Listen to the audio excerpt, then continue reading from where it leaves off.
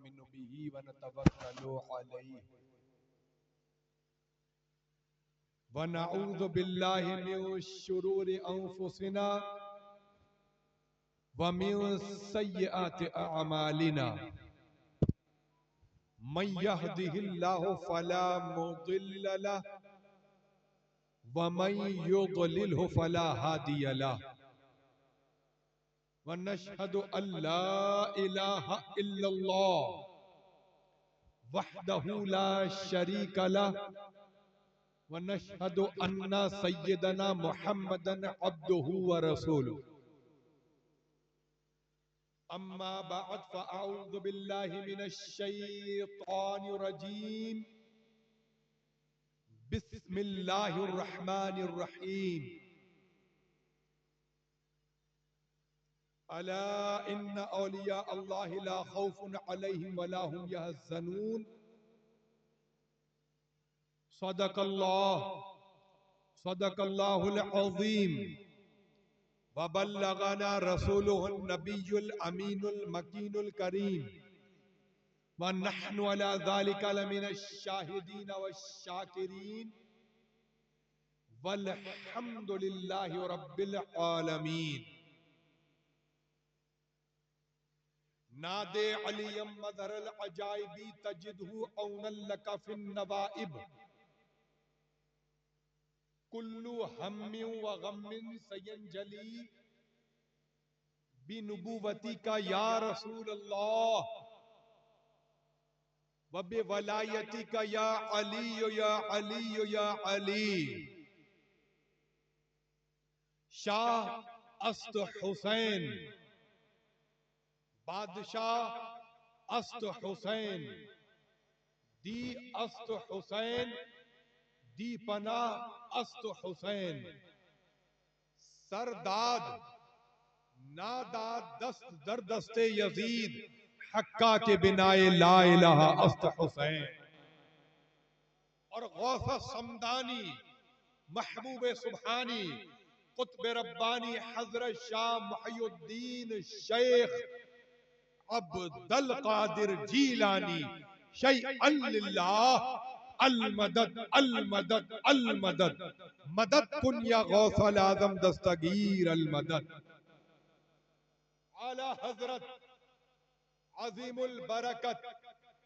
مجدد دین و ملت الشاہ امام احمد رضا خان فاضل بریلوی علیہ الرحمت والرضوان آپ رسول پاک صلی اللہ تعالی علیہ وسلم کی بارگاہ میں عرض کرتے ہیں اور کہتے ہیں کہ سرور کہوں کہ مالک و مولا کہوں تجھے سرور کہوں کہ مالک و مولا کہوں تجھے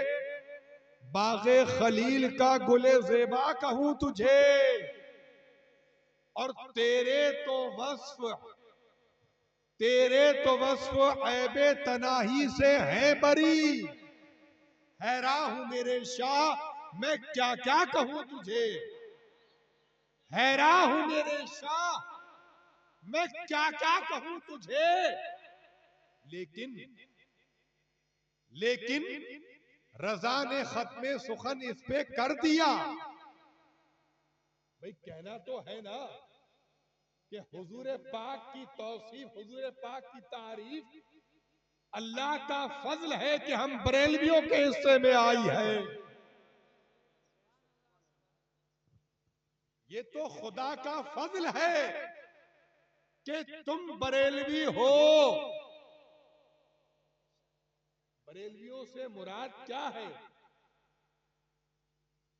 بریلی میں تو نہ جانے کون کون سے لوگ رہتے ہیں کچھ ایسے بھی ہیں جن کے عقیدے کا نہیں معلوم میری مراد ہے اعلی حضرت کی غلامی سچا بریلوی اور بریلی کی پہچان ہے اعلی حضرت اب جب کسی کو بریلوی کہا جائے گا کوئی اہل سنت والجماعت حضور پاک سے محبت کرنے والا اس کو جب بریلوی کہا جائے گا تو معلوم ہو جائے گا کہ مسلک اعلی حضرت کا پابند ہے. تو یہ اللہ کا احسان ہے کہ ہم اور تم بریلوی ہیں اور یہ خوشی ہمیں ہی عطا ہوئی ہے. اعلیٰ حضرت فرماتے ہیں کہ لیکن رضا نے تعریف تو کرنا ہے حضور پاک کی، یہ حصہ ہم بریلویوں کو عطا ہوا ہے. تو اعلیٰ حضرت فرماتے ہیں کہ لیکن رضا نے ختم سخن اس پہ کر دیا کہ خالق کا بندہ خلق کا آقا کہوں تجھے. خالق کا بندہ خلق کا آقا کہوں تجھے. تو آئیے سب سے پہلے ہم اور آپ مل کر اپنے آقا و مولا دونوں عالم کے مالک و مختار، سارے عالم کے مالک و مختار، ہم بے کسوں کے کس اور بے بسوں کے بس جناب احمد مجتبی محمد مصطفیٰ صلی اللہ تعالی علیہ وسلم کی بارگاہ میں درود پاک پڑھیں گے. یہاں بیٹھ کر، یہاں بریلی شریف میں تلیا پور میں بیٹھ کر ہم درود پڑھیں گے. حضور پاک ہمارے درود کو وہاں سماعت فرمائیں گے کہ حضور پاک خود ارشاد فرماتے ہیں کہ اللہ کے حکم سے اس کا ایک فرشتہ جو میرے دربار میں حاضر ہے، میرے دربار کا خادم ہے، دربان ہے، جس کو رب تبارک و تعالی نے تمام مخلوقات کی قوت سماعت عطا فرمائی ہے. وہ انسان ہی نہیں، جنات ہی نہیں، فرشتے ہی نہیں، جتنی بھی مخلوقات رب تبارک و تعالی نے پیدا فرمائی ہے، اللہ تبارک و تعالی نے تمام مخلوقات کی قوت سماعت اس فرشتے کو عطا فرمائی ہے. حضور پاک فرماتے ہیں کہ وہ فرشتہ میرے دربار کا خادم ہے. جب بظاہر میرے دنیا سے رخصت ہونے کے بعد قیامت تک وہ فرشتہ میرے دربار میں حاضر رہے گا. اور اس کا کام کیا ہے؟ اس کا کام یہ ہے، وہ فرشتہ عرض کرتا ہے کہ اے محمد مصطفیٰ صلی اللہ تعالی علیہ وسلم، آپ کے فلاں امتی نے یہ بیان کرتا ہے، فرشتہ کہتا ہے کہ آپ کے فلاں بن فلاں امتی نے. تو یعنی تمہارا نام ہی نہیں، تمہارے باپ کا نام بھی حضور پاک کی بارگاہ میں پیش کیا جاتا ہے. وہ فرشتہ یوں عرض کرتا ہے کہ اے محمد مصطفیٰ صلی اللہ تعالی علیہ وسلم، آپ کے فلاں بن فلاں امتی نے آپ پر درود بھیجا ہے، آپ پر سلام بھیجا ہے. پھر وہ فرشتہ جو ہے خالی یہی بیان نہیں کرتا، وہ یہ بھی بیان کرتا ہے کہ حضور پاک آپ کے فلاں امتی وہاں جمع ہے اور ان کے انداز ایسے ہیں. تو تمہارا نام، تمہارے والد محترم کا نام، اس کے بعد تمہارے انداز بھی حضور پاک کی بارگاہ میں پیش ہوتے ہیں. تو کسی کہنے والے نے کہا کہ بادب با نصیب اور بے ادب بے نصیب. تو اللہ کا فضل ہے کہ ہم ادب والے ہیں. کیوں؟ کیونکہ ہم بریلوی ہیں. بار بار اپنے آپ کو اعلیٰ حضرت کا غلام ہونا بار بار کہا کرو اس بات کو. کیونکہ ہم بریلوی ہیں، ادب والے ہیں، حتیٰ کہ تمہارے انداز حضور پاک کی بارگاہ میں پیش ہوتے ہیں. تو اعلیٰ حضرت فرماتے ہیں کہ دور و نزدیک کے سننے والے وہ کان اور کانے لالے کرامت پہ لاکھوں سلام. کہ ہم یہاں سے درود پڑھتے ہیں تو حضور پاک وہاں سماعت فرماتے ہیں کہ نبی پاک خود ہی ارشاد فرماتے ہیں کہ جب لوح محفوظ پر قلم چلتا تھا اور فرشتے عرش کے نیچے اپنے رب کی تسبیح کیا کرتے تھے، تو میں محمد مصطفیٰ وہ ہوں جو ان کی آواز کو سماعت کرتا تھا۔ پھر آگے فرماتے ہیں کہ حالانکہ میں ابھی اپنی ماں کے شکم پاک میں تھا، ان کی قوت و سماعت کا عالم سماعت فرمائے کہ نبی پاک کی قوت و سماعت یہ ہے کہ اپنی والدہ محترمہ کے شکم پاک میں رہ کر لوح محفوظ پر چلنے والے قلم کی آہٹ کو سن رہے ہیں، فرشتوں کی تسبیح کو سن رہے ہیں۔ تبھی تو شیخ المحدثین حضرت شاہ عبدالحق محدث دہلوی علیہ الرحمت و رضوان کو فرماتے ہیں کہ جب حاضر ہو یعنی کی کرنے کے لیے حاضر ہو، معاملہ یہ ہونا چاہیے گویا کہ تم حضور پاک کو دیکھ رہے ہو، وہ تمہیں دیکھ رہے ہیں، اور جو تم پڑھ رہے ہو وہ اس کو سماعت کر رہے ہیں۔ تو آگے شیخ المحدثین فرماتے ہیں کہ پھر تمہیں چاہیے کہ تم جلال و تعظیم کے ساتھ ہیبت و حیا سے رہو اور اپنے پیارے نبی جناب احمد مجتبی محمد مصطفیٰ صلی اللہ تعالی علیہ وسلم کی بارگاہ میں بسط ادب و احترام، ہدیہ درود و سلام کا نذرانہ پیش کرو اور پڑھو بآواز بلند اللہم صلی علی سیدنا شفیعنا مولانا محمد باری وسلم صلاۃ و سلام علیک یا رسول اللہ صلی اللہ تعالی علیہ وسلم۔ حضرات گرامی، فقیر قادری چاہتا ہے کہ اپنے بزرگوں کے طریقے پر عمل کرتے ہوئے کہ جو لوگ اپنے بزرگوں کی روش پر ہیں وہی کامیاب ہیں یہاں بھی اور پھر کل بروز قیامت وہاں بھی، یعنی بزرگوں سے مراد میری وہ سچے بزرگ جو حضور پاک کے غلاموں کے غلاموں کے غلام ہیں، ان کی روش پر جو لوگ قائم ہیں وہ یہاں بھی کامیاب ہے اور وہاں بھی کامیاب ہوں گے انشاءاللہ تبارک و تعالی۔ اب چاہے وہ ان کا کوئی بھی انداز ہو، ان کا بات کرنے کا انداز ہو، ان کا کھانے پینے کا انداز ہو،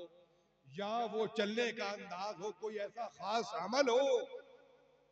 چاہیے کہ اپنے سچے بزرگوں کی تعلیم پر عمل کریں، ان کے طریقے پر عمل کریں۔ تو میرے بزرگوں کا یہ طریقہ رہا کہ جب اپنی گفتگو شروع کرتے، میں نے اپنے دادا جان حضور تاج الشریعہ کو بھی دیکھا کہ جب وہ اپنی بات شروع کرتے تو نعت پاک کے چند اشعار یا کبھی منقبت کے چند اشعار گنگنا لیا فرماتے تھے۔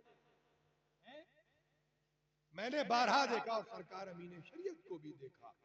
اپنی گفتگو شروع کرنے سے قبل اپنے بزرگوں کا لکھا ہوا کلام پڑھ لیا یا کبھی اپنا لکھا ہوا کلام پڑھ لیا۔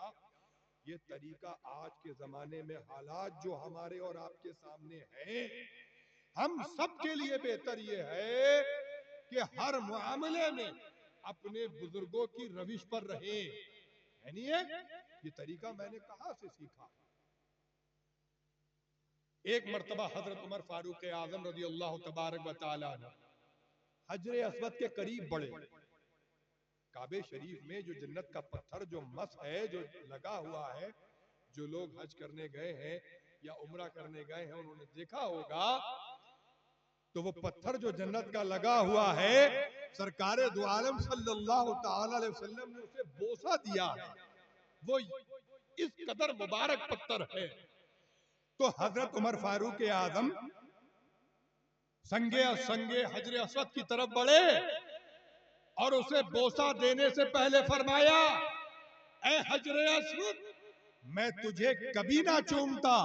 گر میرے پیارے نبی جناب احمد مجتبی محمد مصطفیٰ صلی اللہ تعالی علیہ وسلم نے تجھے بوسہ نہ دیا ہوتا۔ میں جانتا ہوں کہ تو ایک پتھر ہے، نہ تو مجھے نفع پہنچا سکتا ہے اور نہ ہی مجھے نقصان پہنچا سکتا ہے، میں تو صرف تجھے اس لیے چومتا ہوں، تجھے اس لیے بوسہ دے رہا ہوں کہ میرے پیارے نبی کی ادا کو ادا کر رہا ہوں، حضور پاک کی ادا کو ادا کر رہا ہوں۔ میں جانتا ہوں کہ تو مجھے نہ تو نفع پہنچا سکتا ہے اور نہ ہی کوئی نقصان پہنچا سکتا ہے۔ تو حضرت عمر فاروق کے شہزادے حضرت عبداللہ ایک مرتبہ اپنی اونٹنی کو لے کر کے ایک جگہ پر گئے اور وہاں پر اونٹنی کو چکر دلوا رہے ہیں۔ کیا کر رہے ہیں؟ اونٹنی کو چکر دلوا رہے ہیں۔ لوگوں نے اس کا سبب طلب کیا کہ کیا بات ہے، کیا ایسی وجہ ہے، اس کا سبب کیا ہے، یہ کرنے کی کیا وجہ ہے، کیوں کر رہے ہیں؟ اونٹنی کو چکر دلوا رہے ہیں اور مسکرا رہے ہیں، چکر دلا رہے ہیں اور مسکرا رہے ہیں۔ تو انہوں نے فرمایا اے لوگو، مجھے اس کی حکمت نہیں معلوم کہ اس میں کیا حکمت ہے، لیکن ایسا کرتے ہوئے میں نے اپنے پیارے نبی کو دیکھا ہے، تو میں اپنے نبی کی ادا کو ادا کر رہا ہوں۔ نعرہ تکبیر، نعرہ رسالت، نعرہ رسالت، عظمت مصطفیٰ، عظمت مصطفیٰ، حضور حماد میاں صاحب قبلہ، نعرہ تکبیر، نعرہ رسالت۔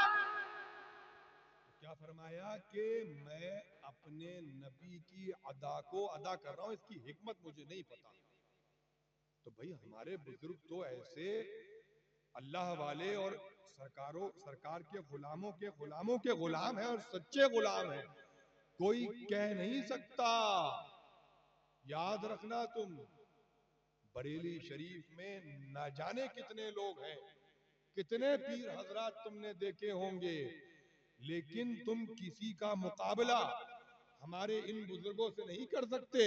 کہ کوئی تاج الشریعہ ہے، کوئی تحسین ملت ہے، کوئی حبیب ملت ہے، کوئی خالد ملت ہے، کوئی ریحان ملت ہے، کوئی قمر ملت ہے۔ یہ بزرگ ہر جگہ جہاں بیٹھتے تھے اپنے آپ میں خود ممتاز نظر آتے تھے۔ تم نے دیکھا ہوگا،